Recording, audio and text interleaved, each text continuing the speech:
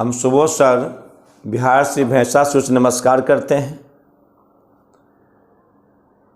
हम पॉलिटेक्निक का पढ़ाई शुरू किए थे, लेकिन लॉकडाउन के कारण बंद करना पड़ा।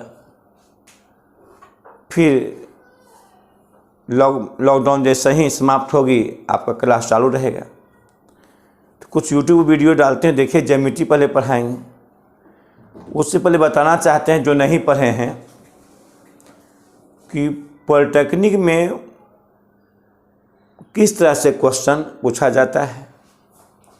इसमें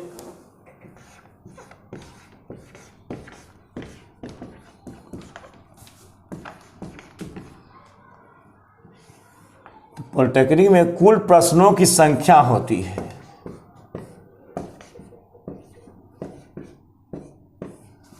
कुल प्रश्नों की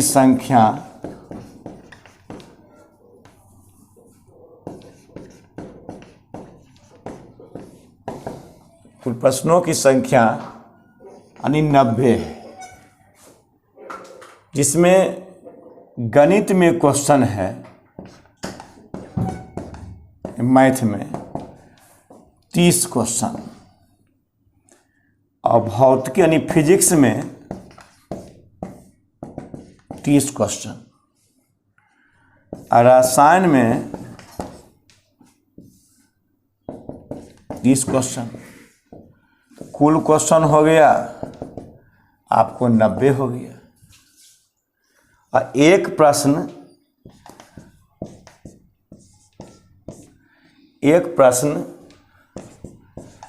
5 अंकों का होता है। 5 अंकों का होता है। अब देखिए तो कुल अंक कितना हो जाएगा।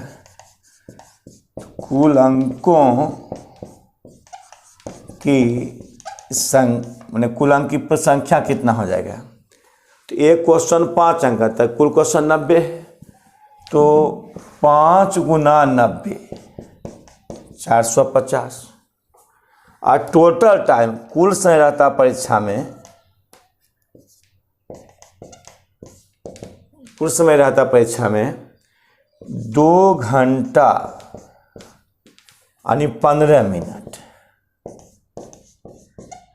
इसको हल करोगे तो एक क्वेश्चन पर पड़ता है, यानी एक प्रश्न पर समय यानी 1 मिनट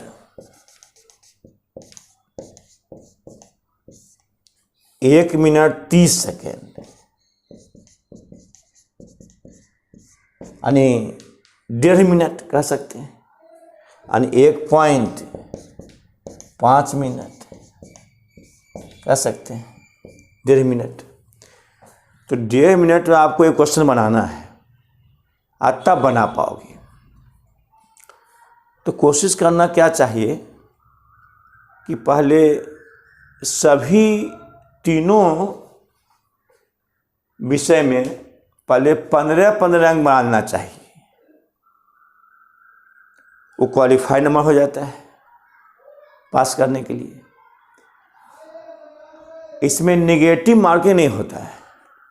इसमें अगर गलती बना दोगे नंबर नहीं कटेगा, नेगेटिव मार्किंग रहता नहीं है। तो आपको पूरा बनाना है। पहले जो जो जानते हैं सब बनाना है सही से। अच्छा, अब देखिए इसमें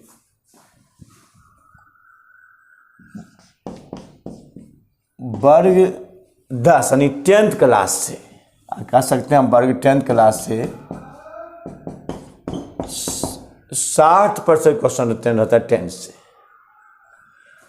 अब वर्ग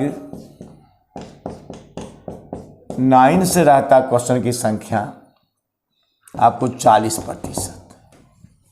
अच्छा, बहुत सा लोग बोलते हैं कि इसमें 11 और 12 से भी आता है। तो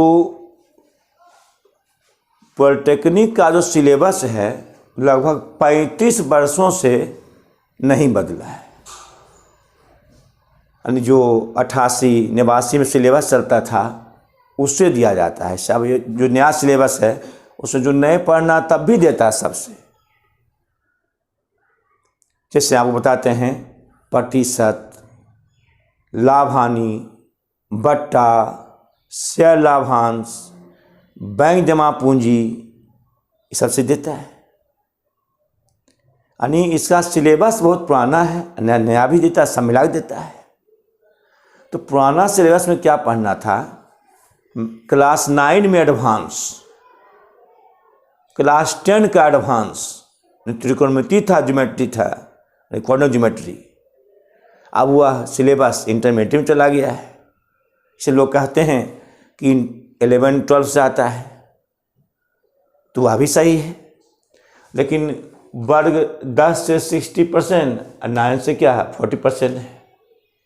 आपका सिलेबस मैंने इतना तैयारी करना है। तो आपको हम आज ज्यामिति पढ़ा रहे हैं।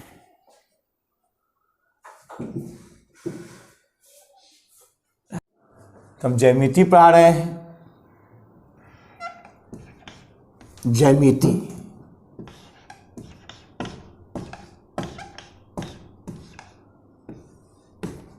ज्यामिति क्या है? ज्योमेट्री। देखिए, तो क्लास 9-10 में क्या होता था, पूरा समझाते थे। इसमें पॉलिटेक्निक में क्या है कि बहुत कम समय में पढ़ना है और परीक्षा में ऐसा पढ़ना है कि देखें और क्वेश्चन बन जाए, देखें और क्वेश्चन बन जाए, ऐसा पढ़िए। तो इसमें थोड़ा तेज पढ़ना पड़ेगा। सुनिएगा ध्यान से। तो ज्यामिति ज्योमेट्री जो परिचय देते हैं, तो आप जानते हैं ज्योमेट्री एक ग्रीक भाषा है। यानी मैंने सभी भाषाओं जो विकास हुआ था, सभ्यता का विकास हुआ था, वह यूनान के एलेक्जेंड्रिया नामक स्थान पर हुआ था। वहाँ ग्रीक भाषा चलता था। तो ज्योमेट्री क्या है? ग्रीक भाषा है। इसमें जियो मीन्स भूमि, अब मेट्रन मीन्स माप, माप अर्थात भूमि की माप को ज्यामिति कहते हैं। माप को ज्यामिति कहते हैं। और दूसरा स्टार क्या है कि संस्कृत का 2 मूल शब्द, संस्कृत का 2 मूल शब्द, ज्या मने पृथ्वी, मिति मने माप, अर्थात कह सकते हैं पृथ्वी की माप को, पृथ्वी की माप को ज्यामिति कहते हैं। ज्यामिति कहते हैं। कुछ का कहना है कि ज्या मने कोण,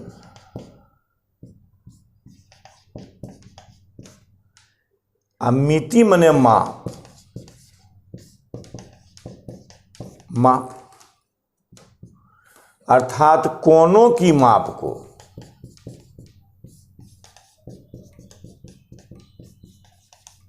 कोणों की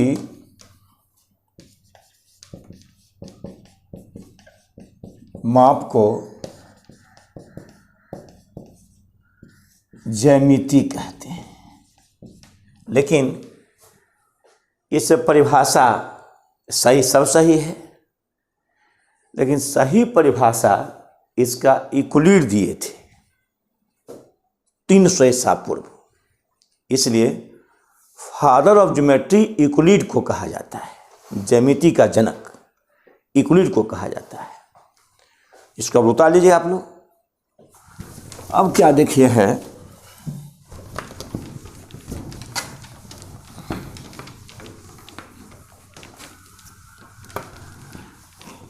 अब क्या देखिए, ज्यामिति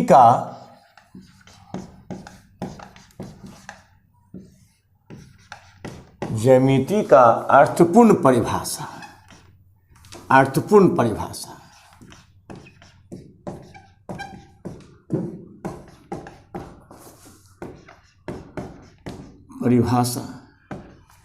ज्यामिति का अर्थपूर्ण परिभाषा। तो गणित का वैसा भाग जिसमें बिंदु, रेखा, समतल, त्रिभुज, चतुर्भुज, पंचभुज इत्यादि का अध्ययन किया जाता है, उसे हम लोग कहते हैं ज्यामिति कहते हैं। यानी गणित का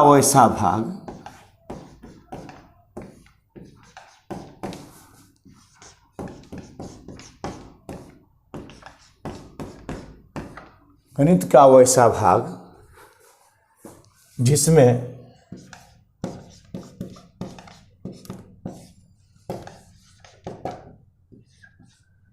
बिंदु, रेखा, समतल, चतुर्भुज,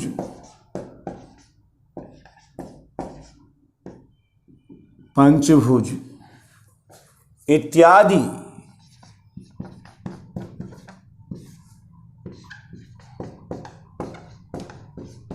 ज्यामितीय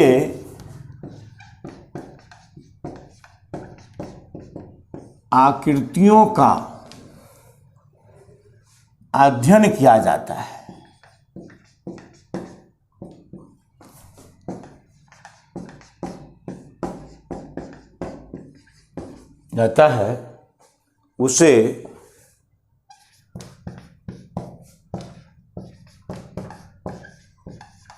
उसे ज्यामिति कहते हैं। आप जान लीजिए, ज्यामिति कहते हैं। तो ज्यामिति का खोज 300 ईसा पूर्व यूक्लिड ने किया था। अलग सा दीजिए,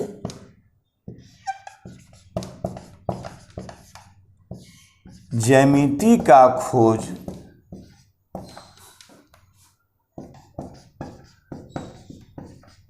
सर्वप्रथम 300 ईसा पूर्व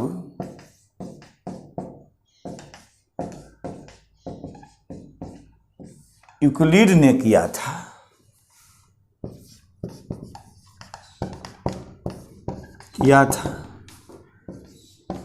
इसलिए ज्यामिति का जनक यूक्लिड को कहा जाता है। यूक्लिड देखें, यूक्लिड को कहा जाता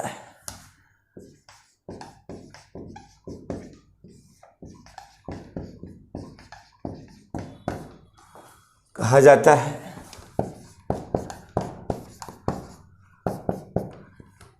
अब देखिए, इस यूक्लिड के अलावा ज्यामिति में निम्नलिखित गणितज्ञों ने योगदान दिया था। यानी इसमें क्या है, 600 ईसा पूर्व थेल्स ने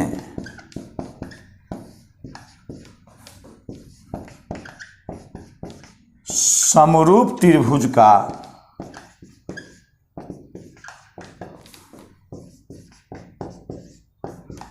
खोज किया था।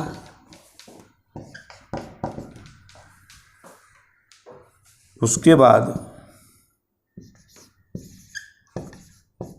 580 ईसा पूर्व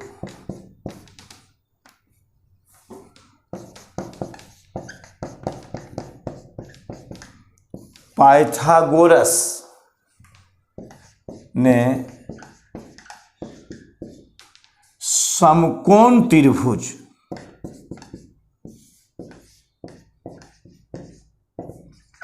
त्रिभुज के भुजाओं के बीच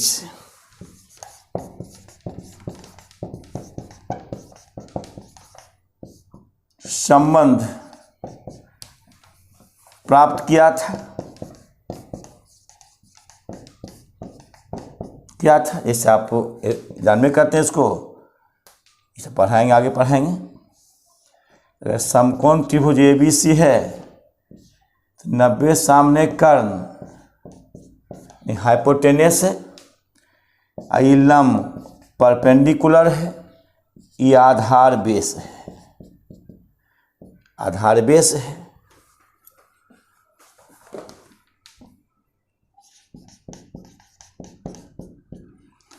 तो उन्होंने क्या कहा था?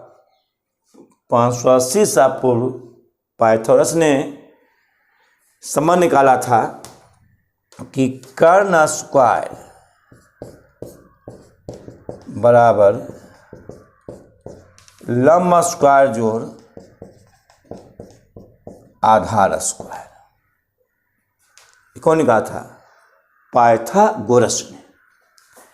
इसको उतार लीजिए, लंब स्क्वायर आधार स्क्वायर जो कर्ण स्क्वायर।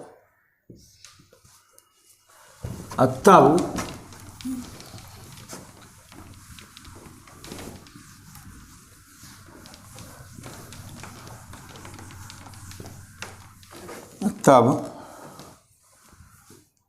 800 ईसा पूर्व ज्यामिति का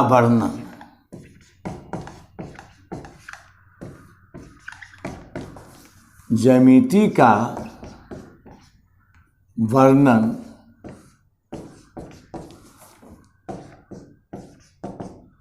सुलवा ग्रंथ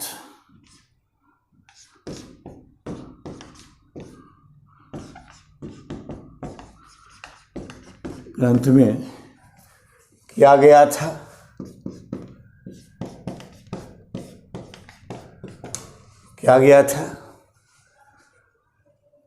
और ऐसे कहा जाता है क्या कि ज्यामिति का खोज सर्वप्रथम 2500 ईसा पूर्व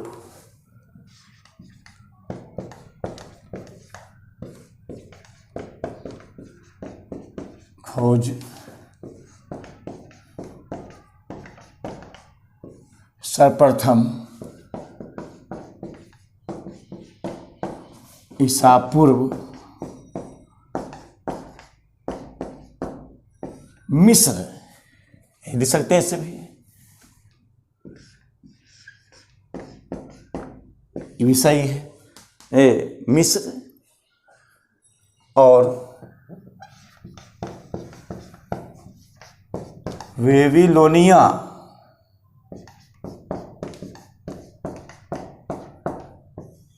बेबीलोनिया में हुआ था। अब देखिए क्या है, कुछ ज्ञान की बात अगर कोई पूछ दे कि भास्कर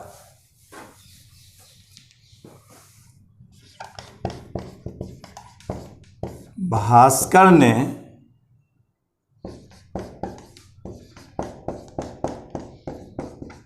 पाइथागोरस प्रमेय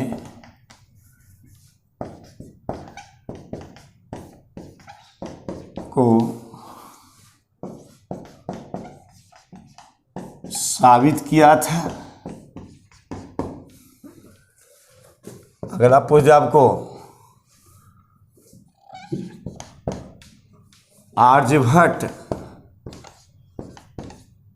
जिसे हम लोग कहते हैं भारतीय गणित का जनक, आर्यभट्ट ने समद्विबाहु त्रिभुज का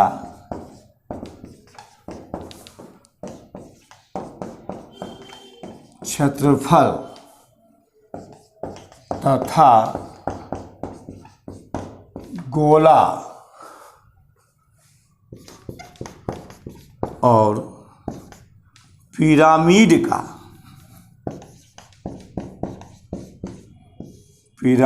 का आयतन निकाला था।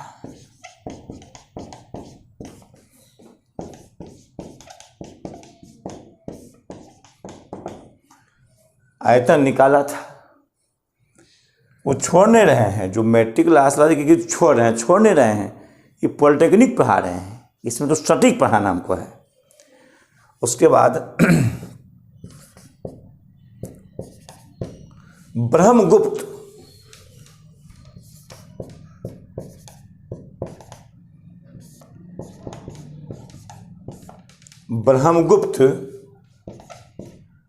ने चक्रीय चतुर्भुज, आगे पढ़ाएंगे कि जिस चतुर्भुज का चारों शीर्ष वृत्त के कहाँ परिधि पर हो उसे कहते हैं चक्रीय चतुर्भुज। ABCD है, तो जिस चतुर्भुज का चारों शीर्ष वृत्त के कहाँ परिधि उसे क्या कहते हैं? चक्रीय चतुर्भुज कहते हैं। देखिए चक्रीय चतुर्भुज है, चक्रीय चतुर्भुज। तो ब्रह्मगुप्त ने चक्रीय चतुर्भुज का क्षेत्रफल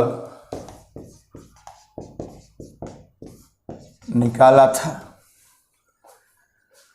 अब हम लोग आज इसमें इसको उतार लेना है।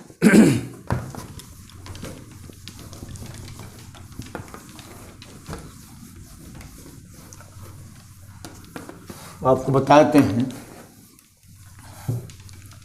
कि ज्यामिति का क्वेश्चन सॉल्व करने के लिए तो यूक्लिड ने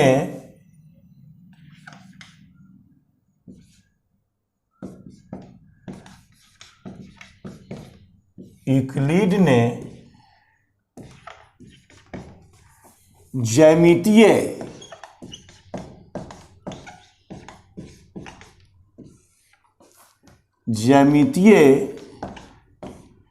कथन को 13 खंडों में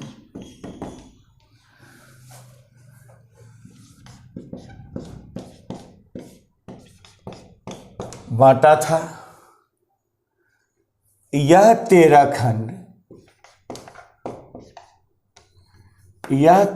खंड जिस पुस्तक में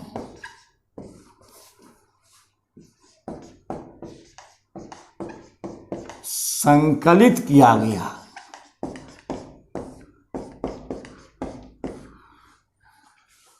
उसका नाम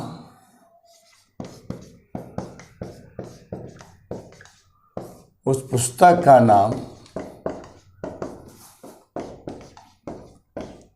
द एलिमेंट्स रखा गया। याद रखिएगा, एलिमेंट्स के रचयिता कौन है? यूक्लिड। ज्योमेट्री का पुस्तक है, इसमें 13 खंड है और इस 13 खंडों में बताते हैं 6 खंड की पढ़ाई हाई स्कूल में और 7 खंड की पढ़ाई उच्च क्लास में होती है। तो हम लोग यहाँ 6 खंड पढ़ेंगे। इसमें 6 खंड में 98 कथन है, 98 कथन स्टेटमेंट सब बता रहे हैं।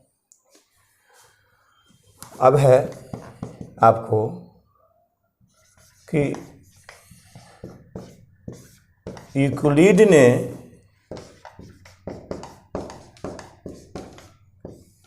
ज्यामितीय कथन को 4 तरह से प्रस्तुत किया। बहुत मेन पॉइंट।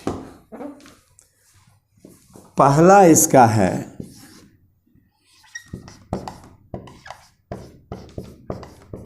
अभिगृहित या स्वयं सिद्धि।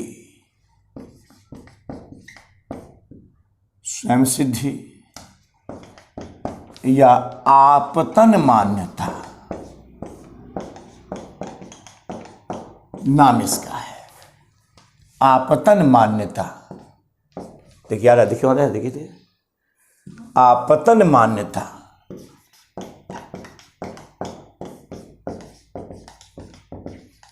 एक्सियम। ये क्या है? तो यूक्लिड ने कुछ ज्यामितीय कथन को स्वयं सिद्ध माना था, उसमें साबित कर सकते नहीं है, स्वयं सिद्ध, उसे कहा गया एक्सियम, अभिगत। तो वैसा ज्यामितीय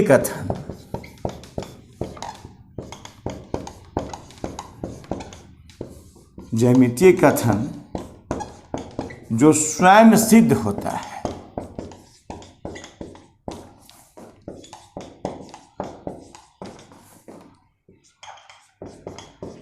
उसे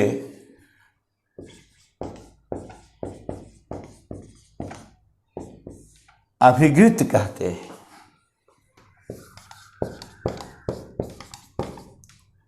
दूसरा है प्रमेय, थ्योरम। प्रमेय क्या है? तो वैसा ज्यामितीय कथन जो अभिगत के द्वारा साबित किया जाता है, यानी वैसा ज्यामितीय कथन जो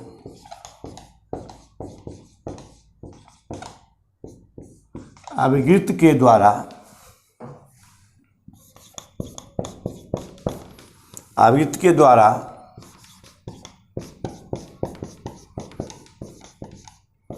साबित किया जाता है,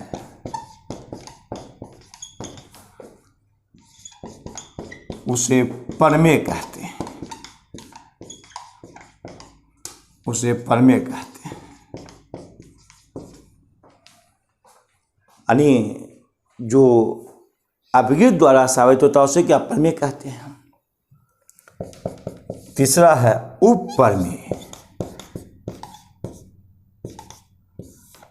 उपप्रमेय कोरोलरी उपप्रमेय। तो वैसा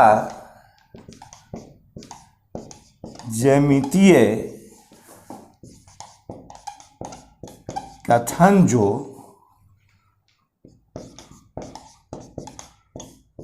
प्रमेय द्वारा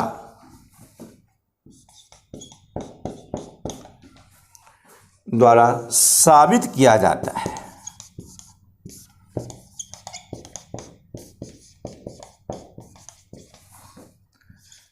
उसे उपप्रमेय कहते हैं।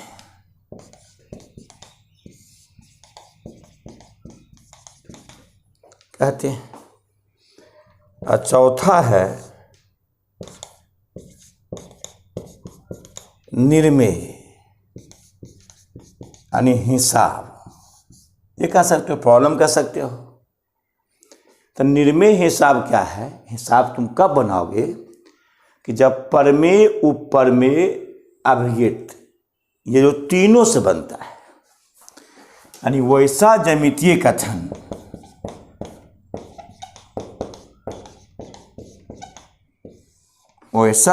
कथन जो प्रमेय,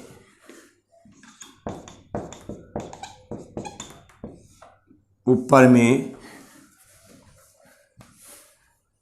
जो अभिगत,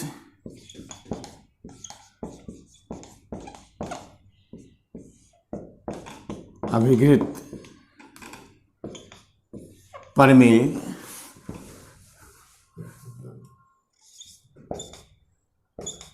उपप्रमेय,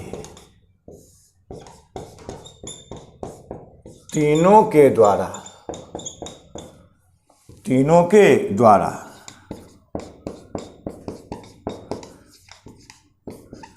साबित किया जाता है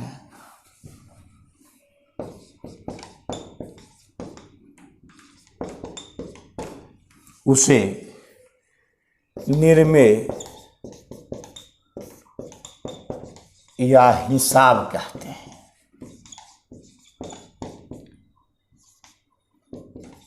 सुन लीजिए, यानी अभिगित स्वयं सिद्ध है, अब परमेय अभिगित द्वारा साबित होता है, वो परमेय द्वारा साबित होता है, और जो इसका निर्मेय हिसाब बनता है वह अभिगृहित परमेय उपरमेय तीनों द्वारा साबित होता है, तो हिसाब बनेगा। यानी ज्यामितीय हिसाब भारी क्यों होता है कि पहले पर जाए परमेय तब उपरमेय, अभिगृहित परमेय उपरमेय, अभिगृहित पर परमेय बनेगा, परमेय पर उपरमेय बनेगा, और जब तीनों पढ़ लेंगे तो हिसाब हल्का हो जाएगा। तो हम पहले पढ़ा रहे हैं, इसको उतार लीजिए, पढ़ाने पहले अभिगृहित,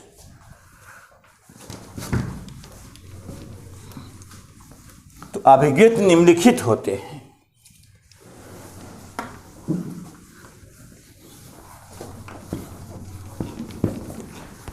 अब देखिए, तो ध्यान दीजिएगा,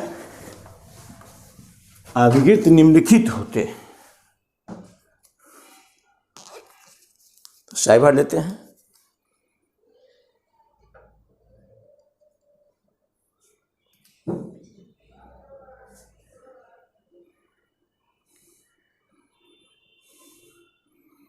अब लगातार चलेगा एकदम।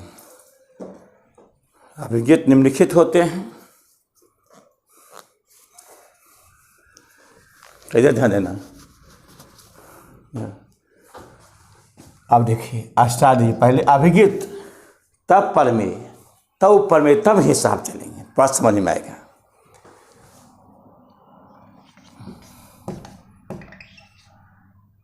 अभिगृहित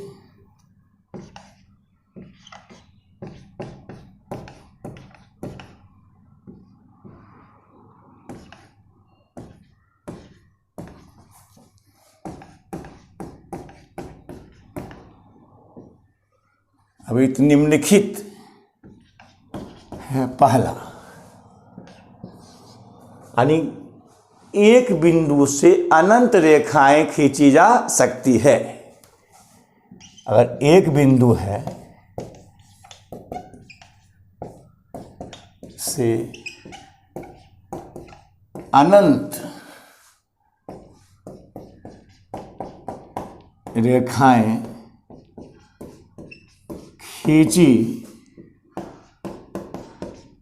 जा सकती है, देखिए खींची जा सकती है, यानी आपको ऑब्जेक्टिव आएगा, एक बिंदु से कितनी रेखाएं, अनंत मार लेंगे, टिक मार लेंगे, एक सेकंड लगा मात्र, याद रहेगा तब ना कि एक बिंदु से कितनी रेखा अनंत, टिक मार देंगे। वो कैसे भाई, अनंत रेखाएं, एक बिंदु हम ले लेंगे इसे, तो एक बिंदु से अनंत रेखाएं खींची जा सकती है। एक बिंदु ऐसे ले लेंगे, इससे अनंत रेखाएं खींच देंगे।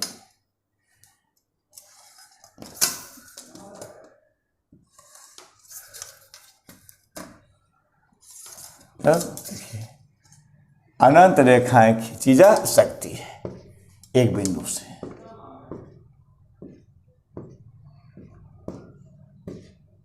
एल एम एन पी छोटे अक्षरों से, रेखाओं को किस स्मॉल लेटर से, अब बिंदु को कैपिटल से किया जाता है। दूसरा है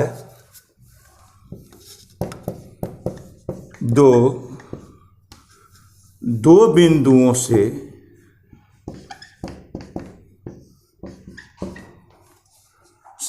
एक और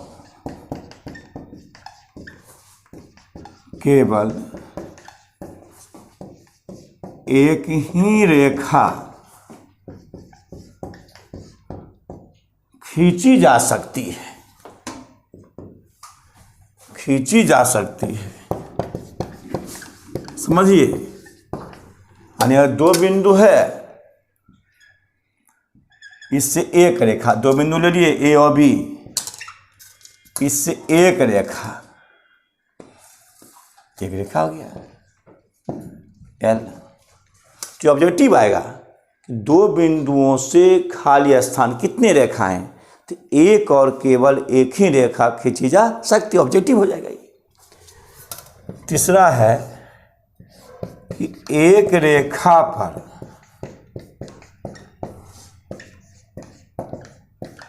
अनंत बिंदु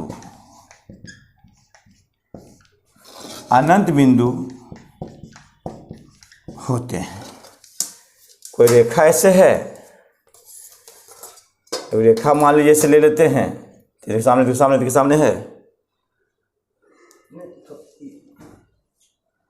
अब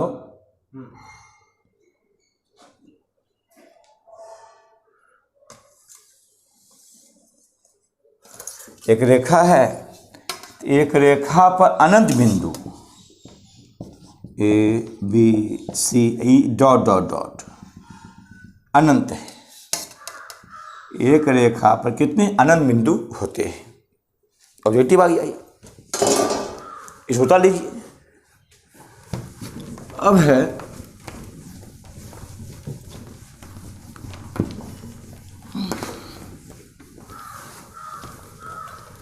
अब चौथा क्या है, चार अभिवृत्त है, इसका नाम है प्लेफेयर। ये प लिखे हैं, प्लेफेयर का अभिकृत।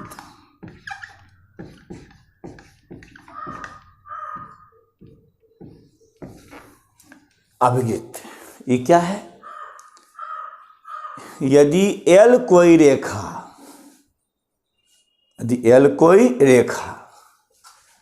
याद करिए इसको, यदि एल कोई रेखा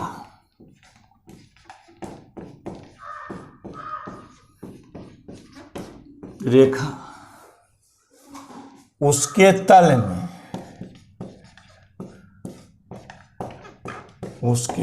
में पी कोई बिंदु देखिए पी कोई बिंदु जो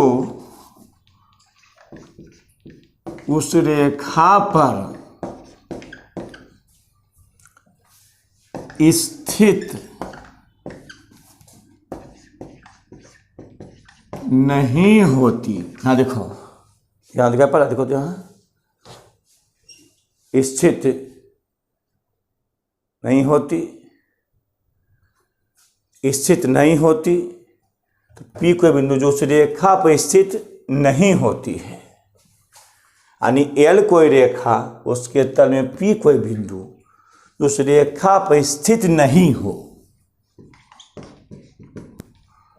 उस बिंदु से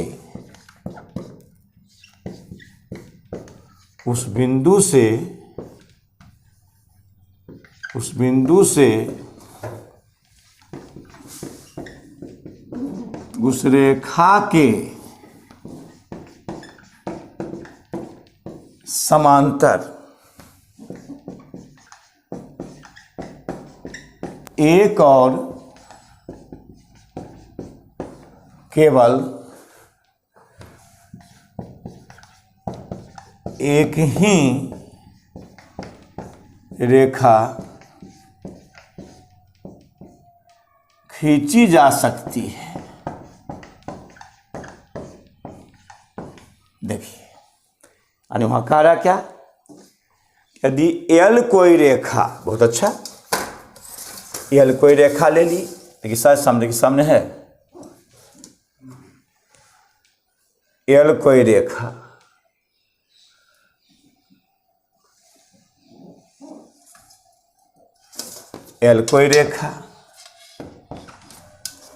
उसके तल में पी कोई बिंदु, पी यहाँ कोई बिंदु तल में है जो उस रेखा पर स्थित नहीं हो, पी इस पर है नहीं, तो इस बिंदु से देखिए, यहां देखिए, इस बिंदु से इस रेखा के समांतर, इस बिंदु से इस रेखा के समांतर एक और केवल एक ही रेखा खींची जा सकती है। कितना आसान है। एल कोई रेखा, इसके तल में पी कोई बिंदु, इस रेखा पर स्थित नहीं हो, तो उस बिंदु से इस रेखा के समांतर एक और केवल एक ही रेखा खींची जा सकती है।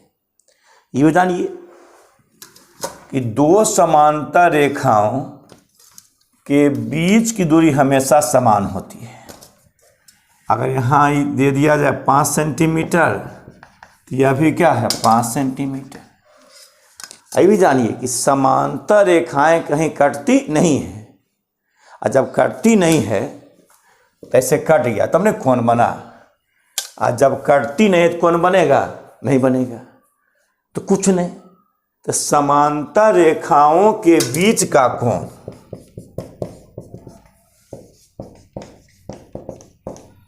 समांतर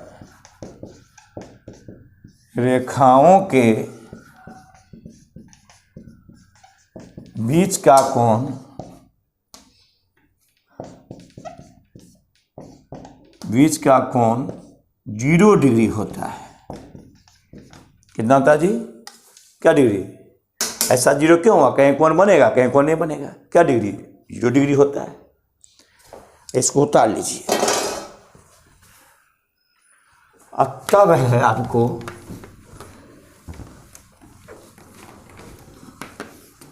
अभी इस पर हिसाब बनेगा, इस पर इसको याद रखिएगा, पूरा हिसाब बनेगा इस पर। अब क्या है कि 5वां विकृत है, इसका नाम है सरल रैखिक युग्म का अभिगृहित है, यानी बाइलिनियर पेरेक्सियम। बाइलिनियर पेरेक्सियम है। यह क्या है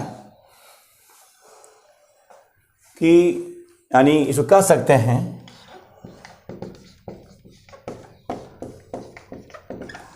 लीनियर पेयर एक्सियम। ये क्या कह सकते हैं हम लोग कि यदि किसी सररेखा पर, यदि किसी सररेखा पर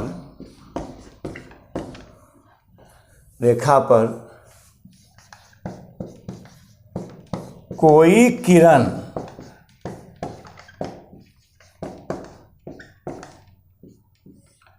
देखो आधारित हो, उसको ठीक कर दो फर्स्ट, आधारित हो तो आसन्न कोणों का योग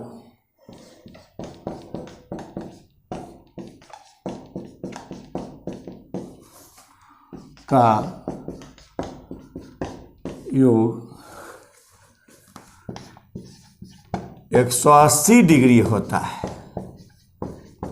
कितना होता जी? 180 डिग्री होता है। फॉर्मूला हो गया ये कि यदि किसी सररेखा पर कोई किरण आधार, जैसे सररेखा देखिए सामने, देखो तो सररेखा सामने है सामने सररेखा है, इस पर कोई किरण आधारित हो, ये भी एक सररेखा है, ये आधारित है कोई किरण, स्टैंड है, तो ये आसन कोण हो गया। यानी आसन कोण क्या कहते हैं कि जब यहाँ कोण AOC और कोण BOC है, तो दोनों कोण में एक भुजाओभयनिष्ठ है, तो ये आसन कोण हो गया, आसन कोण हो गया। एक भुजा उभयनिष्ठ है, आसन कोण हो गया। तो जहाँ रहे यदि ए बी एक सररेखा है, इस पर ओसी किरण आधारित है, तो सूत्र क्या हुआ, angle AOC plus angle BOC equal to 180 degree. ये फार्मूला हो गया, angle AOC plus angle BOC 180 degree. यदि मान लिया 100 डिग्री है तो x का मान 80 डिग्री, क्योंकि 100 प्लस x 180 प्लस 2 माइनस 180 आ जाएगा, तो हिसाब बनेगा। अब है पांचवा है, छठा है कि सरल रैखिक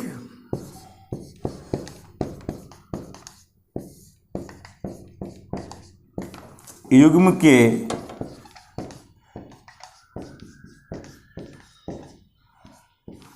अभिवृत्त का विलोम है, यानी converse of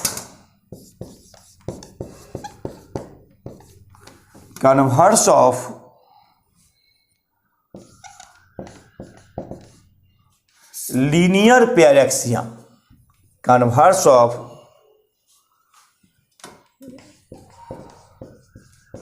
linear pair axiom, इसका उल्टा हो गया। इसमें सररेखा है तो आसन्न कोणों जो कि 180 डिग्री। अब ये क्या है कि यदि किसी रेखा पर, यानी किसी रेखा पर, सररेखा नहीं, किसी रेखा पर कोई किरण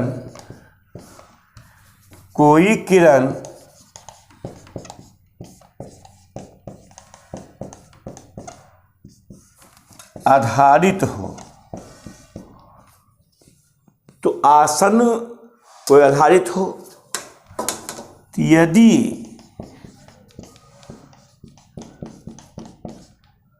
आसन्न कोणों का योग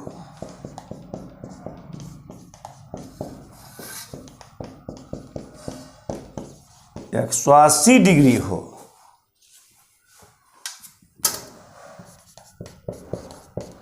तो वह एक सररेखा होती है।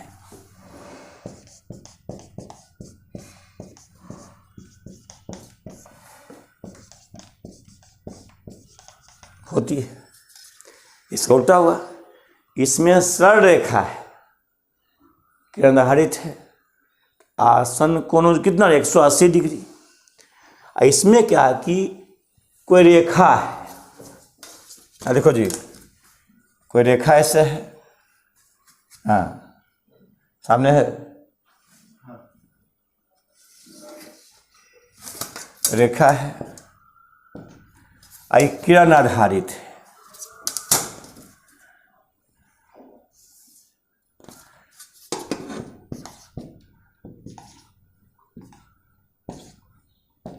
देखिए, हम रेखा कहें, हाँ लगता कि सर रेखा है, जब इसको माइक्रोस्कोप से देखा जाएगा तो बहुत टेढ़ा है।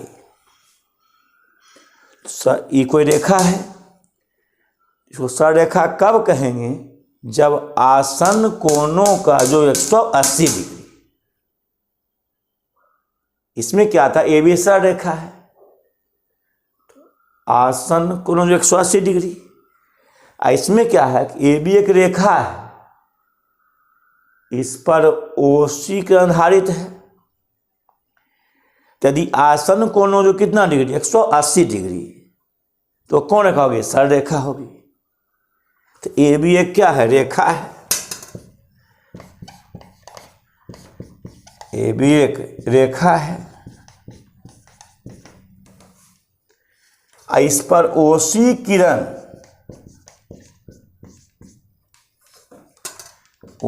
किरण आधारित है।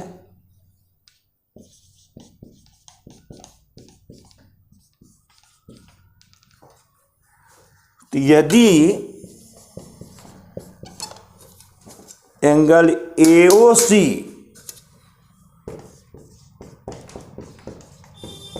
Angle BOC, AOC plus BOC 180 degree हो, ऐसा हो, तो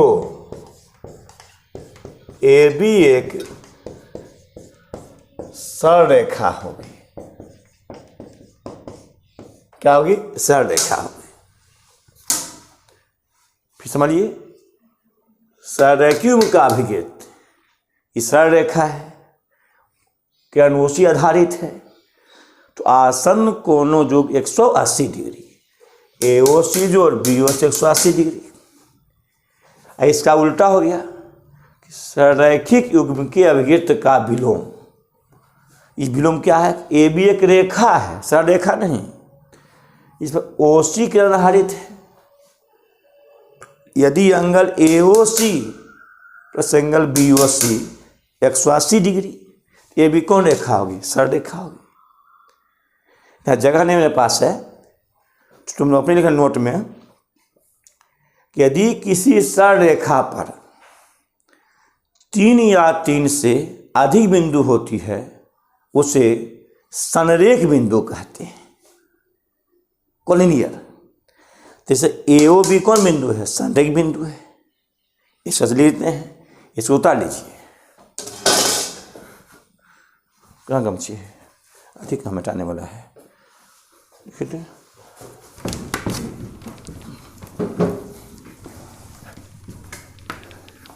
इसका लिखते हैं नोट ऊपर में,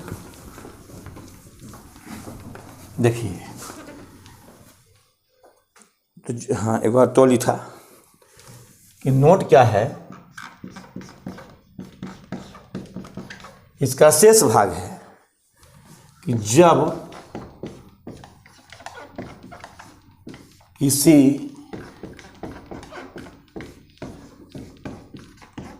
सरल रेखा पर 3 या 3 से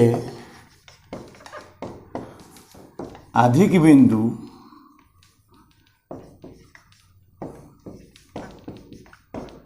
होता है, उसे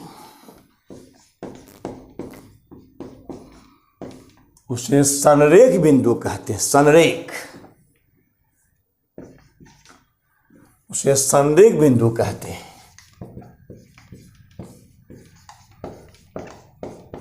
यानी हाँ, ए ओ बी क्या है? संरेख बिंदु है। ए ओ बी संरेख बिंदु है। परीक्षा में ऐसा आ जाए, एक रेबी रेखा है, यहाँ पर दे दिया जाए 100 degree 80 degree, O A B C, तो बोला कि ए ओ बी में क्या संबंध है? ओ तो 100 80 180 आ गया। यदि आसन्न कोणों जो कितना 180 डिग्री हो, यदि आसन्न कोणों जो 180 डिग्री हो तो सरल रेखा होगी। और जब किसी सरल रेखा पर 3 या 3 से अधिक बिंदु होती है, उसे संरेख बिंदु कहते हैं। इसलिए यहाँ लिखेंगे आंसर में ए ओ बी संरेख बिंदु है। अब हम आगे बताते हैं, इसी में शामिल है ये सोता लीजिएगा, पॉलिटेक्निक नहीं है, इसमें तो तेज चलिएगा, तुमने खत्म करेंगे। अब है इसमें देखो नोट थोड़ा दिखाते हैं, नोट हिसाब काम देगा। एक और नोट 2 हो जाएगा ये कि अगर 2 रेखाओं को एक तिर्यक छेदी रेखा काटती है, 2 रेखा, जैसे 2 रेखाएं, ये दो रेखाएं, हम समांतर नहीं कर रहे हैं, दो रेखाएं कर रहे हैं। ये दो रेखाएं, दो रेखाएं, हाँ बोलिए, दिखा पा रहे हैं, दिखे थे, ये दो रेखाएं, एक तिर्यक छेदी रेखा ट्रांसवर्सल रे, यानी ये पैरेलल लाइंस और ये ट्रांसवर्सल लाइंस, यानी तिर्यक छेदी रेखा है।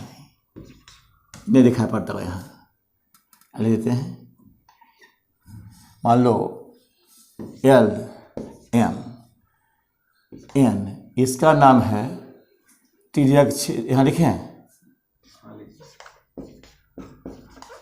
तिर्यक छेदी रेखा।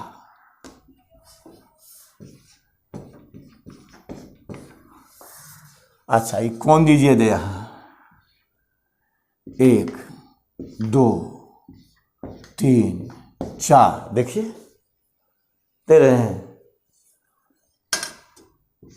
5 6 7 8। अब देखिए, पहले ये क्लास 8 में पढ़ चुके हैं कि नोट पहला क्या है कि दो रेखाओं को एक तिर्यक छेदी रेखा काटती है।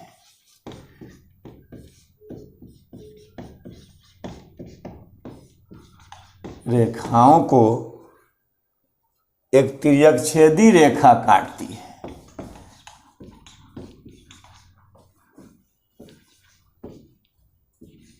तिर्यक छेदी रेखा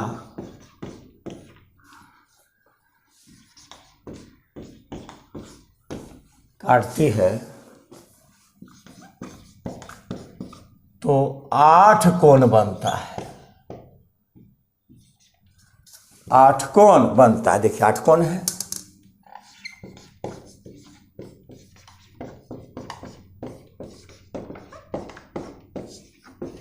आठ कोण बनता है, 8 कोण बनता है।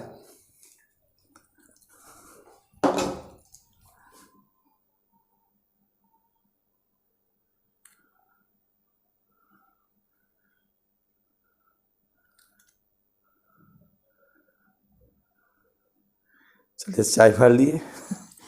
8 कोण बनता है तो इसमें देखिए पहले क्या आता है, पहला को ये जो रेखाएं हैं तो इसके अंदर है 3 4 5 6, दो रेखा के अंदर क्या हो गया, अंतः कोण हो गया। ये सब जानते हो इसको, अंतः कोण। कोण हो गया, कोण 1 नहीं, कोण 3, कोण 4, कोण 5, कोण 6, अंतः कोण हो गया। कैसे, इसे की याद नहीं करना है। 1 2 7 8 ये बाह्य कोण है, यानी बाहर का कोण है। बहिष्कोण है बाहर का, यानी बाह्य कोण या बहिष्कोण है। बहिष्कोण हुआ कोण 1, कोण 2, कोण 7 और कोण 8। अच्छा, यहाँ बहिष्कोण नहीं लिख करके, जैसे बहिष्कोण देखिए ऐसे में होता है, बाहर का कोण देखिए ये होता है बहिष्कोण। यहाँ तो इससे अच्छा ले लिए बाह्य कोण, और अच्छा रहेगा, समझने में अच्छा रहेगा कि बाहर का कोण है। तो दोनों एक ही बात है, बहिष्कोण कहें या बाह्य कोण कहें। बाह्य कोण यानी बाहर का कोण है। अच्छा, और तब तीसरा देखिए कि आमने सामने के कोण को सम्मुख कोण या शीर्षाभिमुख कोण कहते हैं। 1 के सामने 2, 3 के सामने 4, तो कह सकते हैं कोण 1 का सम्मुख कोण, एक का सम्मुख कोण 4, कोण 2 का सम्मुख कोण 3, 2 का 3, 5 का सम्मुख कोण 8 और 6 का सम्मुख कोण 7। ये समझ नहीं किस समझा में? 6 के सामने 7, 5 के सामने 8, सम्मुख कोण। ऐसे को लोग बोलते हैं कि शीर्षाभिमुख कोण भी कहते हैं, तो दोनों सही है। अब कोई चाहते हैं कि हम क्या इसको बोले कि शीर्षाभिमुख कोण, शीर्षाभिमुख कोण यानी वर्टिकल अपोजिट एंगल, तो वह भी सही है। तो कोण क्या हुआ 3, एक का क्या हुआ, एक का कोण कितना हुआ 4, सम्मुख कोण खरीदने का शीर्षाभिमुख कोण बोले कितना, 1 का 4 और 2 का 3। उसके बाद ये बोलिए 5 का 8 कौन एंगल का चिन्ह है, और 6 का 7। उसके बाद चौथा बोलिए क्रॉसपॉन्डिंग एंगल, संगत कोण। तो ऊपर ऊपर संगत, नीचे नीचे संगत। 1 का संगत कोण 5, 2 का 6, 3 का 7, 4 का 8। तो कोण 1 का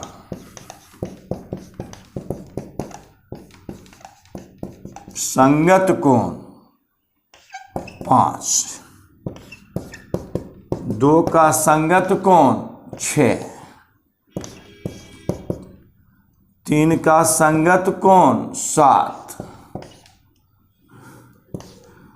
और 4 का संगत कोण 8।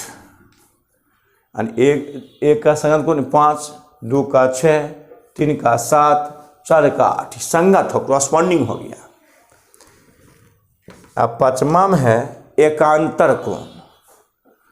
3 का एकांतर कोण 6, 4 का 5 यानी 3 का कोण 3 का एकांतर कोण, 3 का एकांतर कोण 6 और 4 का एकांतर कोण 5, एकांतर हो गया। 3 का एकांतर कोण 6, अल्टरनेट एंगल। अब 4 का क्या है 6 हो गया। अब यहाँ देखते हैं आता है, यहाँ हटा देते हैं 5, 6। अब देखिए तो एक ही ओर का अंतः कोण, एक ही ओर का अंतः कोण, रेखा अंतः कोण 3, 4, 5, 6 है। ये रेखा सामने है, एक ओर 4, 6, दूसरी ओर 3, 5। तो एक ही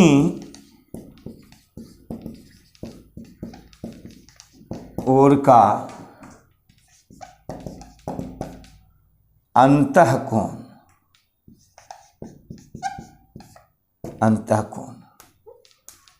अंतः कोण हो जाएगा ये 4, 6। ऐसे दिए, देखिए ऐसे दिए, हाँ अलग हो गया। 4, 6 एक और है, 3 और 5 एक और है। कितना आसान, यानी अंत एक 4, 6 और 3, 5 एक और है। एकांतर कोण 3 का 6 और 4 का 5। संगत कोण 1 का 5, 2 का 6, 3 का 7, 4 का 8। उसके बाद सम्मुख कोण हो गया 2 का 3, 1 का 4, 5 का 8, 6 का 7। और वह बाहर का कोण है, बहिष्कोण है 1, 2, 7, 8। अंतः कोण हुआ 3, 4, 5, 6। इतना याद रखना आपको है, ये नोट हो गया। उतारी नहीं देखिएगा, अब जानते हैं तो। और तब हम आ जाते हैं अभिगृत 7 में, यानी छठा था रैक्यूम का विलोम था, हमको छठा बताए थे सररैखिक युग्म के अभिगृत का विलोम। अब 7वां दे रहे हैं, इसमें 8 हुआ है। 7वां आपको है संगत कोण का अभिगृहित।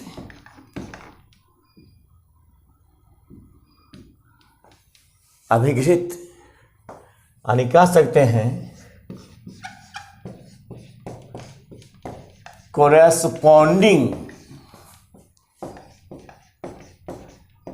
Angle axiom. यार देखो आ रहा है, देखो ठीक यार है अभी एक्सियम। तो क्या है कि जब 2 समांतर रेखाओं को, ऐसे देखिए, जब 2 समांतर रेखा, देखिए जी सामने है, तो 2 समांतर रेखाएं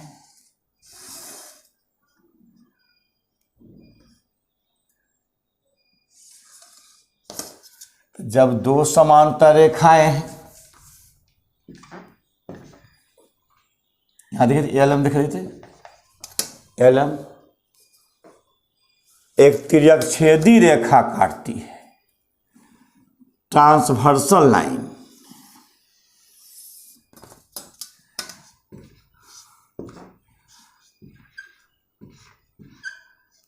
ये काटती है,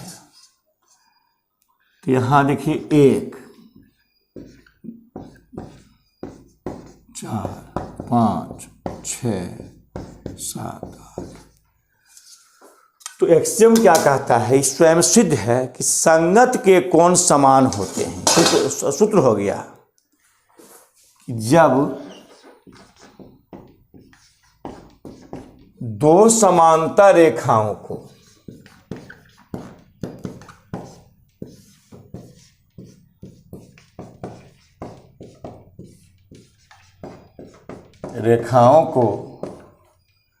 एक तिर्यक छेदी रेखा काटती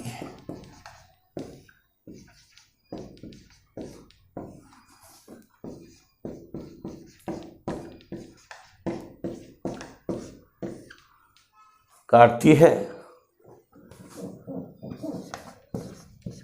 तो संगत के कोण यहां देखिए तो है, संगत के कोण समान होते हैं। देखिए यानी समांतर है। यदि L पैरेलल M, तो कह सकते हैं कोण 1 का संगत कोण 5 बराबर होगा। 1 बराबर 5, 2 बराबर 6, 3 बराबर 7, 4 बराबर 8। अच्छा ज़्यादा ध्यान दीजिएगा, संगत कोण बराबर कोण 5 ऐसे पढ़िएगा। 2 का संगत कोण 6, 3 का संगत कोण 7 और 4 का संगत कोण 8। ये बराबर होता है। जब 2 समांतर रेखा है, रेखा काट रही है, तो संगत कोण आपस में समान होते हैं। 1 बराबर 5, 2 बराबर 6, 3 बराबर 7, 4 बराबर 8 गुण होता है।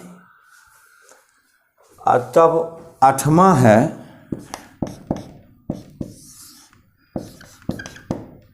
संगत कोण के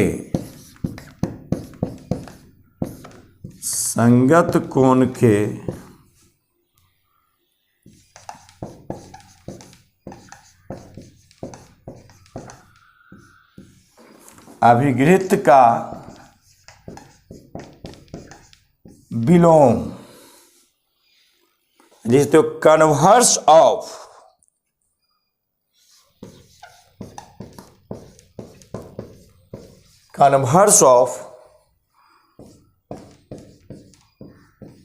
corresponding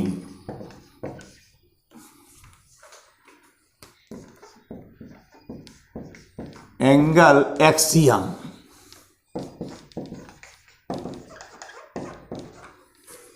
ये क्या देखिए, इसमें क्या है कि जब दो रेखाओं को, यहाँ ध्यान दीजिए, देखिए थे सामने है,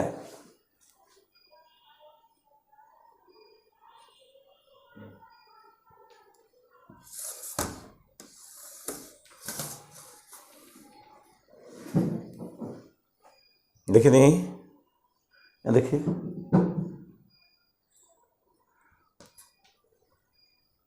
जब दो रेखाओं को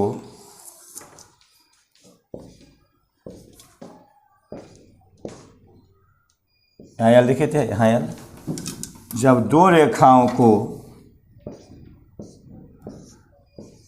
समानता नहीं है, जब दो रेखाओं को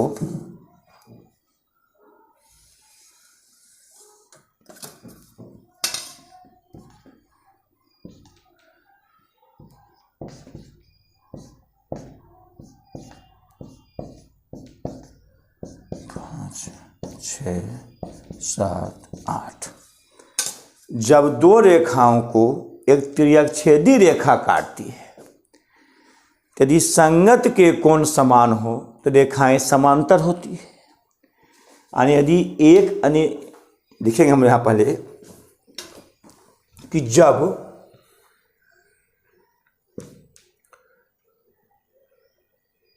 दो रेखाओं को, अरे देखिए जी,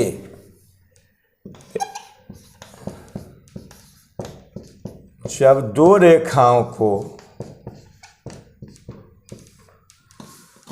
रेखाओं को, एक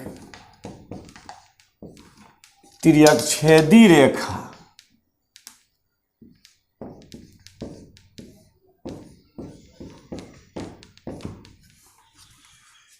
कौन रेखा काटती है, यदि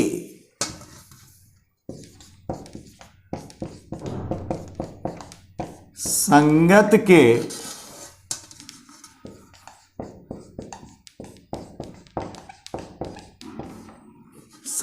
के कोण समान हो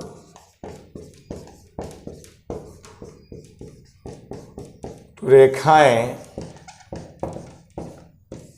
समांतर होती है। देखिए इसमें कह रहा क्या, इसमें था समांतर रेखा तो संगत कोण आपस में बराबर हो गया। इसमें क्या है, दो रेखा समांतर नहीं है। जब दो रेखाओं को तिर्यकछेदी रेखा काटती है, यदि संगत के कोण समान हो तो रेखाएं क्या होगी, समांतर होगी। यदि दो रेखाओं को कोण रेखा काटती है तो यदि संगत के कोण क्या हो, समान हो तो रेखाएं समांतर होती है। देखिए यहाँ नहीं हटेगा, देखिए हाँ यहाँ लिखेंगे, इसको यहाँ उतार लीजिएगा।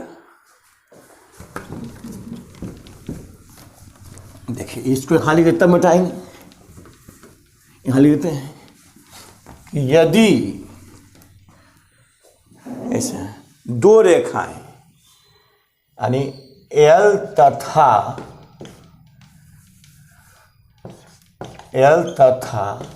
एम दो रेखाएं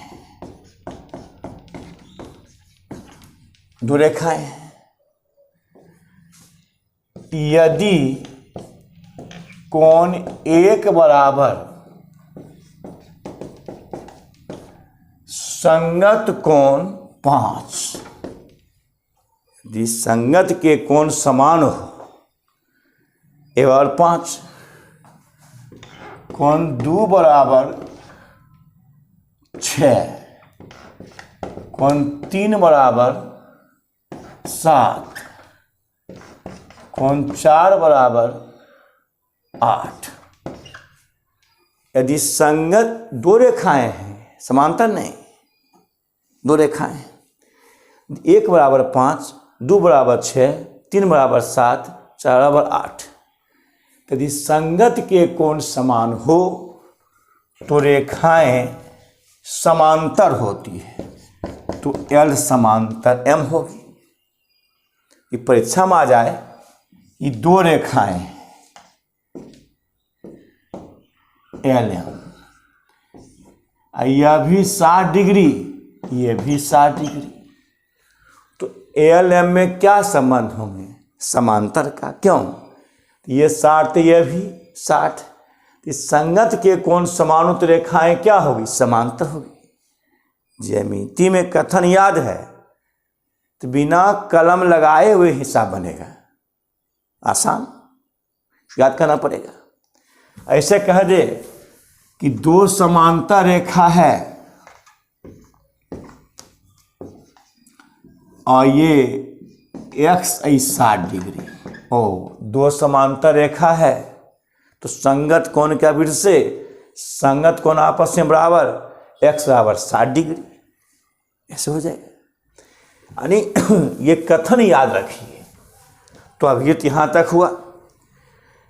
एक अभिव्यक्ति बनाएंगे सर्वांग सम में, एक है क्षेत्रफल में, एक अभिव्यक्ति है वृत्त में, तो वहाँ पढ़ाएंगे।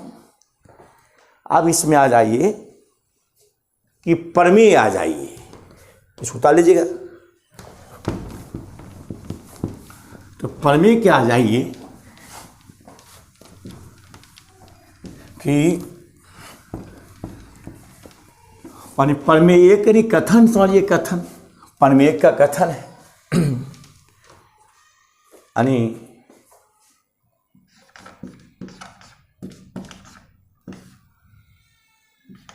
प्रमेय एक कथन क्या है, इसमें हिस्सा बनेगा कि दो रेखाएं एक दूसरे को एक से अधिक बिंदु पर प्रतिच्छेद नहीं कर सकती है, अर्थात एक और केवल एक बिंदु पर प्रतिच्छेद कर सकती है। यानी दो भिन्न रेखाएं, दो भिन्न रेखाएं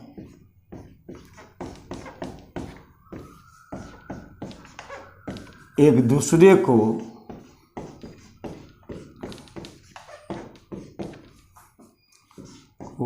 एक से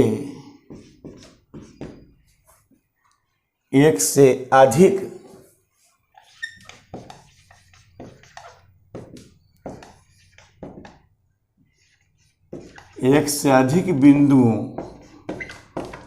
पर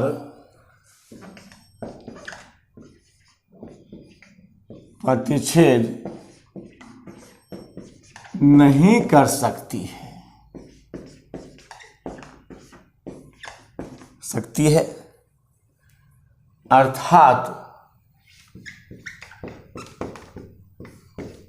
अर्थात केवल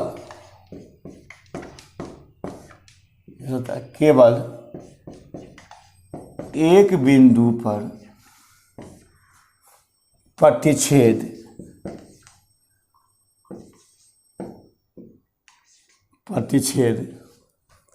कर सकती है। सही बात है। यदि दो रेखाएं हैं तो एक दूसरे को, यदि दो रेखाएं से एक दूसरे को, दो रेखाएं हैं, देखिए तो केवल क्या बिंदु पर, देखिए एक बिंदु पर प्रतिच्छेद क्या है। यदि L और M रेखाएं हैं, यहाँ काट दीजिए, बिंदु O पर क्या है, तो केवल क्या बिंदु पर, एक बिंदु पर क्या है। तो ये कहता है कि दो भिन्न रेखाएं एक दूसरे को एक से अधिक बिंदुओं पर प्रतिच्छेद नहीं कर सकती, अर्थात केवल एक बिंदु पर प्रतिच्छेद कर सकती है, केवल एक बिंदु।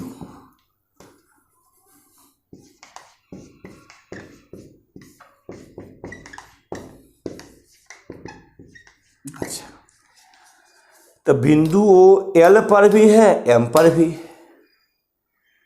तो दोनों में क्या उभयनिष्ठ है, यानी बिंदु ओ कह सकते हैं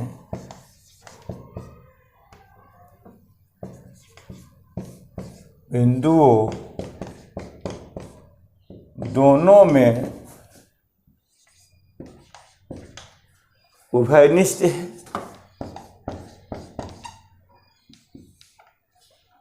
निष्ठ है। तो जब सेट थ्योरी पढ़ाएंगे वहाँ जानते हो इंटरसेक्शन है, ये बताए थे भी नीचे, इसका चिन्ह इंटरसेक्शन का होता है। इसका अर्थ है कि जो दोनों में क्या उभयनिष्ठ हो वही दिखाता है। तो एल इंटरसेक्शन एम, उन्हें रेखाओं में इंटरसेक्शन क्या एम, यहाँ क्या बिंदु होगा, यानी एक बिंदु ओ और यहाँ क्या एक बिंदु, इंटरसेक्शन, इसका नाम इंटरसेक्शन है। यानी दोनों रेखाओं में उभयनिष्ठ बिंदु क्या बोलते हैं, इंटरसेक्शन। इंटरसेक्शन में क्या बिंदु, एक बिंदु। आगे पढ़ाएंगे। ऐसे तो सेट को कहते हैं बड़ी अक्षरों से। यहाँ अगर पूछ दे कि एल और एम में इंटरसेक्शन क्या हुआ तो क्या बिंदु होगा, एक बिंदु, एकर समुच्चय ओ। आगे पढ़ाएंगे इसको। तो परम कथन एक हो गया।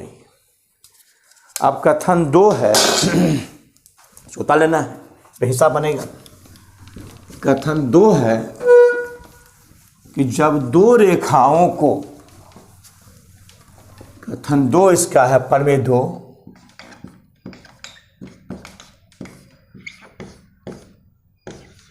जब दो रेखाएं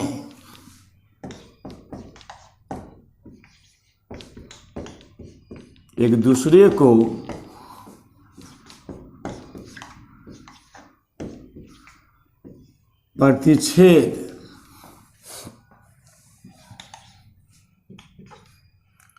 परछेद करती है तो सम्मुख कोण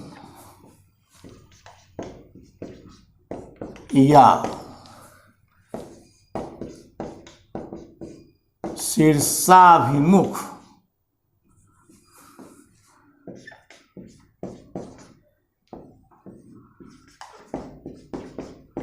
सम्मुख कोण आपस में बराबर होते हैं। ये क्लास 9 में साबित करते थे, लेकिन यहाँ तो पॉलिटेक्निक है, यहाँ तो गुण जानना है कि दो रेखाएं से काट रही है। जब दो रेखाएं हैं इस तरह से प्रतिच्छेद करती है, प्रतिच्छेद कर रहा है वो पर ए बी है, सी डी है। तो सम्मुख कोण आपस में क्या बराबर होंगे, इसलिए सम्मुख कोण। ए आमने सामने कोण को सम्मुख कोण कहते हैं। ए ओ सी बराबर बी ओ डी, सामने है। बी ओ सी बराबर ए ओ डी, ये सम्मुख कोण हुआ। देखिए सम्मुख कोण आपस में बराबर होगा, यानी यहाँ ए बी तथा सी डी, यानी ए बी तथा सी डी दो रेखाएं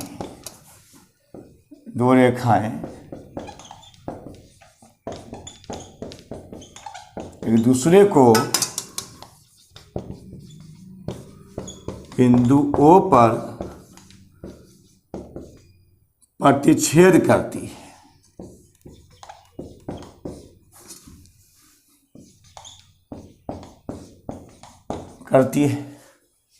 तो कह सकते हैं एंगल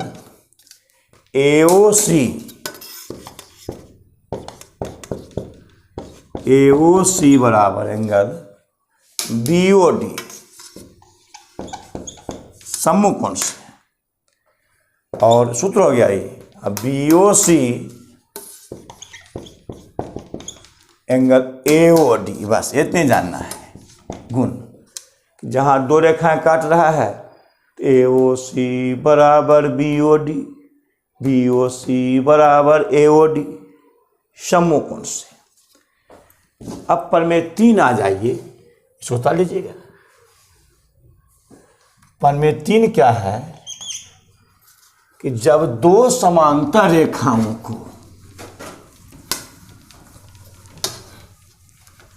प्रमेय 3 समझिए कि जब दो समांतर रेखाओं को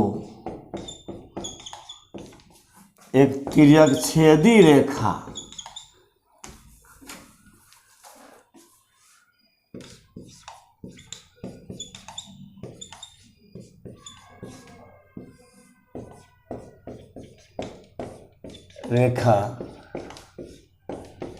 काटती है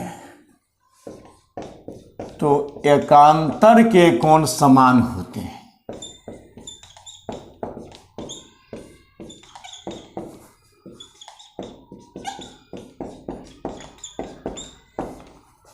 समान होते हैं। यानी अगर दो रेखाएं से, देखो ध्यान दो, देखिए तो है सामने,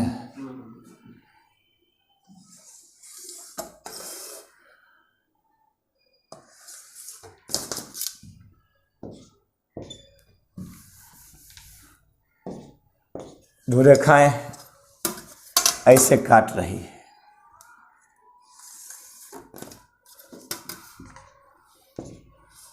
LM काट रही है, यहाँ कैसे कर दीजिए, आप समझ में आ जाएगा। AB CD E F G H, तो AB समांतर CD है, तो एकांत, देखिए ये एकांतर कौन हुआ, ये एकांतर कौन हुआ। जब दो समांतर रेखाओं को एक तिर्यकछेदी रेखा काटती है तो एकांतर के कोण समान होते हैं। यानी AB समांतर CD, यदि AB समांतर CD EF इसे काटती है, EF तिर्यकछेदी रेखा, EF कौन रेखा है, छेदी रेखा है, तो कह सकते हैं एंगल AGH बराबर एकांतर कोण DHG, AGH बराबर DHG एकांतर, यानी DHG और BGH बराबर CHG एकांतर, एकांतर कोण CHG, CHG या GHC, DHG या HGD, तो AB समांतर CD है, AGH बराबर DHG, BGH बराबर CHG एकांतर कोण से। अब प्रमेय 4 है, और लिखते हैं प्रमेय 4 है कि इशारा छूट जाता है कि कोई दिक्कत नहीं है, यूँ लिखें कि यहाँ लिखे में लिखें, कोई दिक्कत नहीं लिखे कहीं भी। तो प्रमेय 4 क्या, देखिए कि जब दो समांतर रेखाओं को एक तिर्यकछेदी रेखा काटती है, पहले 3 उतार लीजिएगा, उतार लीजिए इसको, और तब प्रमेय 4 दे रहे हैं। तो प्रमेय 4 में क्या करना है, प्रमेय 4 देखिए, यही लिखते हैं प्रमेय 4 तो जब दो समांतर रेखाओं को एक तिरछेदी रेखा काटती है तो एक ही ओर के अंतःकोणों का योग, तो 4 है, तो एक ही ओर के अंतःकोणों का योग,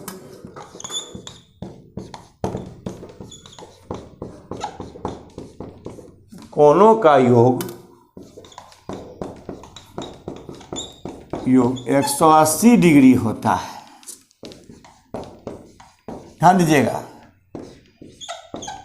यानी जब दो समांतर रेखाओं को एक तिरछेदी रेखा काटती है तो एक ही ओर के अंतःकोणों जो 180 डिग्री होता है। ऐसे देखिए ए बी समांतर सी डी, यानी ए बी समांतर सी डी। आई एफ कौन रेखा है? त्रिअक्षेदी रेखा है।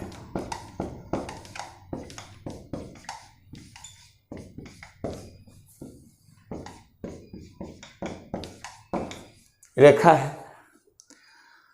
तो एक ही ओर के अंतःकोण, तो ये देखिए अंतःकोण 1 2 3 4, एक ही ओर के, देखिए यह हो एक ही ओर के, तो ए जी एच और जो C H G 180 degree formula हो गया ये। तो कोण ए जी एच प्लस कोण सी एच जी, ए जी एच और जो सी एच जी 180 डिग्री, इसमें हिसाब बनेगा।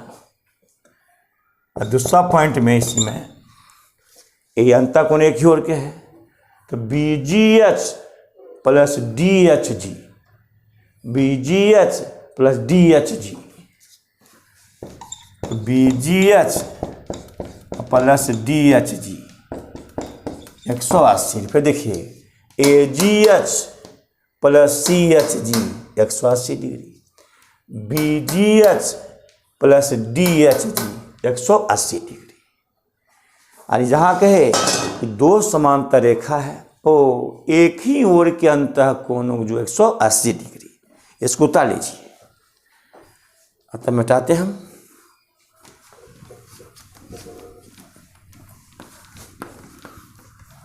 अब पर में आ जाइए 5, पर में 5 आ जाइए, वहां देख चाहिए इसमें है।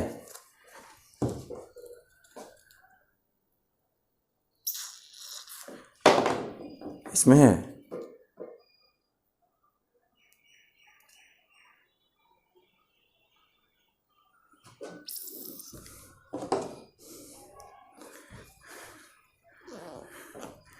पर में 5 है,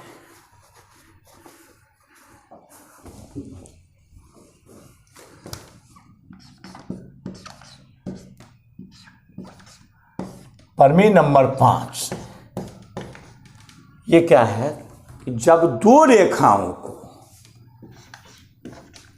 जब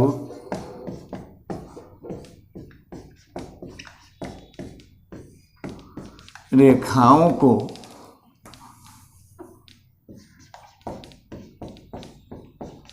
एक तिर्यकछेदी रेखा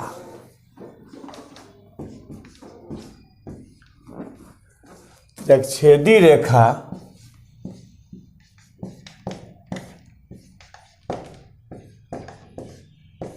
काटती है, यदि एकांतर का कोण, एकांतर का कोण समान हो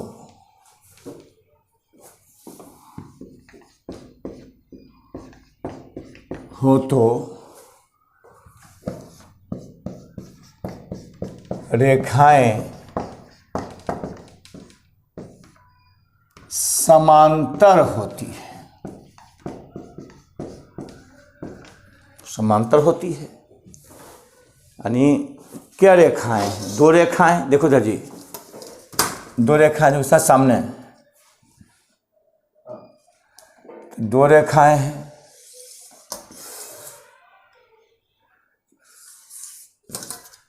दो रेखाएं हैं। आई तिरछेदी रेखा काटती है, देखिए इसे यहाँ ए बी देते हैं, सी डी है, E F तिरछेदी Rekha ji O H पर काटती है। तो प्रमेय 3 का विलोम है, उल्टा। प्रमेय 3 में था क्या कि समांतर है, एकांतर कोण आपस में बराबर हो। इस बार क्या है, एकांतर के कोण समान हो। याद रखिए, ये समांतर अब नहीं है, अब क्या है कि एकांतर के दो रेखा है, यदि ए बी तथा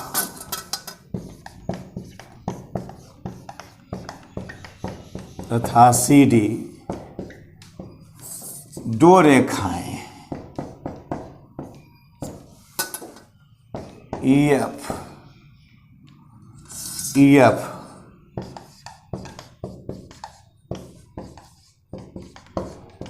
तिरछेदी रेखा है। तो यदि एंगल AGH एंगल DHG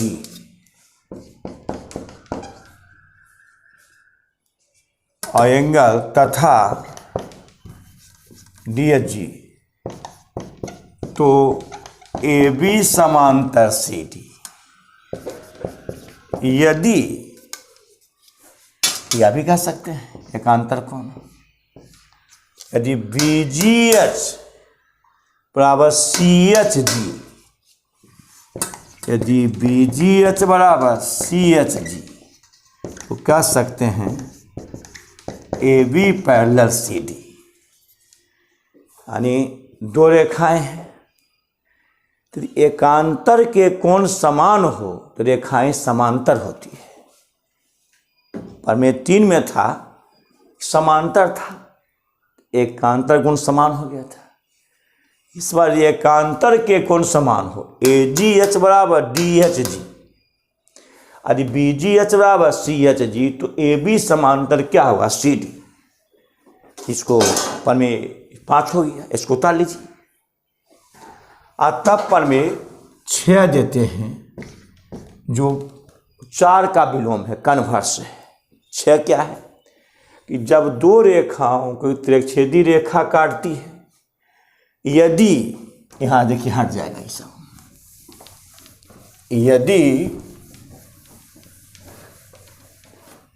यदि एक ही ओर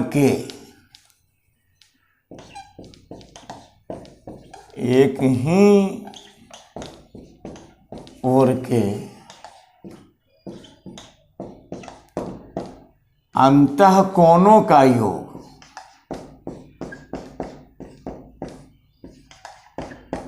अंतःकोणों का योग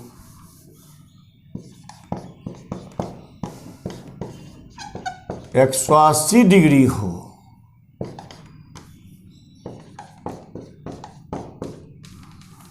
तो रेखाएं समांतर होती है।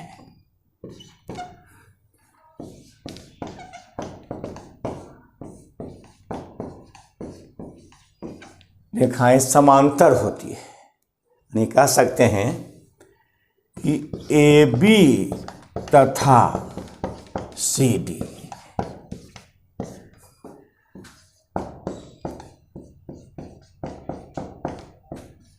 दो रेखाएं जिसे तिर्यकछेदी रेखा EF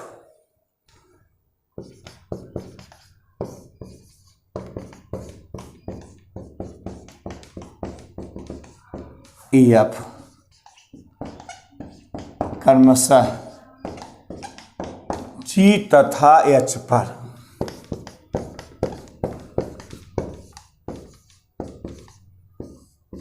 प्रतिच्छेद करती है, प्रतिच्छेद करती है।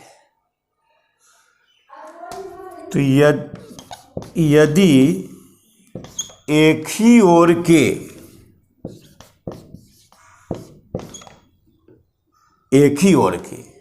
देखिए, यदि क्या है, एक ही ओर के, यानी AGH और जोड़ क्या है, CHG,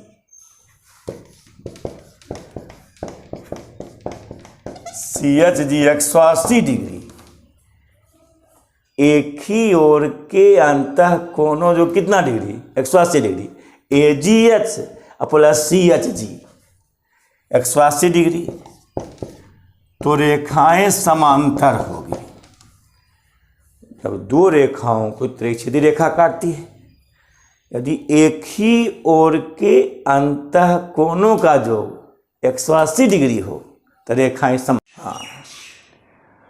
प्रमेय 6 आइए, तो प्रमेय 6 बैठो, प्रमेय 6 4 का विलोम है। 4 क्या था, दो समांतर रेखा दिया हुआ था, तो एक ही ओर के अंतः कोणों का योग 180 डिग्री। इस बार क्या है 6 में उसका विलोम, कि इस बार दो रेखा है, समांतर नहीं दिया हुआ है। तो जब दो रेखाएं हैं, तो जब दो रेखाओं को त्रिछेदी रेखा काटती है, यदि एक ही ओर के अंतः कोणों का योग 180 डिग्री हो तो रेखाएं समांतर होती है।